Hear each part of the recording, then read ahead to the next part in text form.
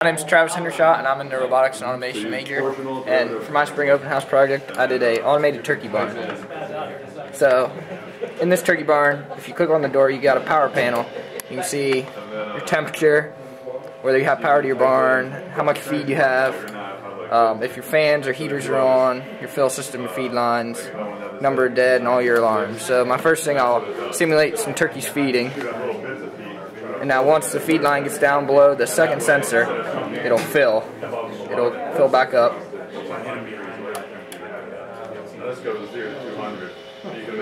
There, it'll fill. And then my bin will fill inside, and you can see the feed bin here fills that bin.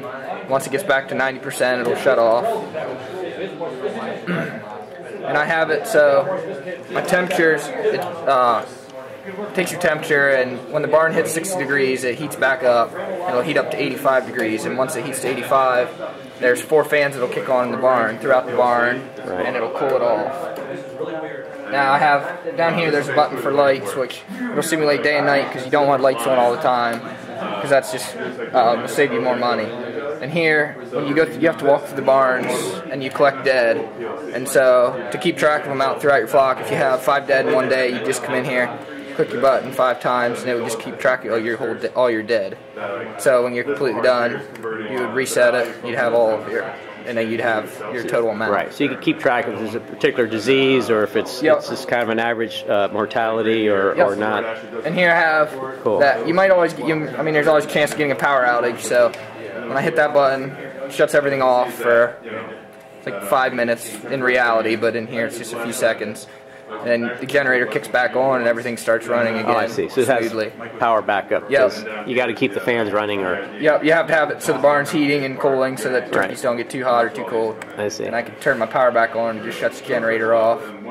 And then once the feed would get down so low, it would have it would say you'd have to be able to check it. And like I have it as 4 ton. Once it gets that low, you'd have to come back and you'd call the feed company, and they would send you feed, and I have it simulate a truck to feed, fill your feed line back up, and it'll fill it back up to 12 ton. Yeah. Now, do you have some personal experience with a turkey barn? Yeah, I do. I work on a turkey farm for one of my friends, and that's how I kind of got the whole idea. Now, do they have an automated system like this? Not quite this top of the line, but I mean, there are some things they do. Yeah, you do run like fans and stuff off of an automated system, and your lines and everything are all ran off that. This one does a little bit more than theirs does. Now we're actually building a new barn, which will probably be a little bit better. Did you show them your project to Not yet. See how it could possibly run? Not yet. I haven't showed them, but yeah, they might be interested. They might be interested, because if it saves a couple of people from that they would have to employ to do this type of work. Yeah, because you could sit. I mean, if you had an actual HMI screen like this in their house, they could monitor everything, make sure everything's working correctly, instead of having to walk outside and actually look in the barn. So this would be a good thing to have. So this could have a return on investment of maybe a year or two. Even if it might be $100,000 to implement, it may not be that very long before it pays itself off. You know, in better efficiency and saving in man hours. So, all right, cool. Thanks, Travis. Yep.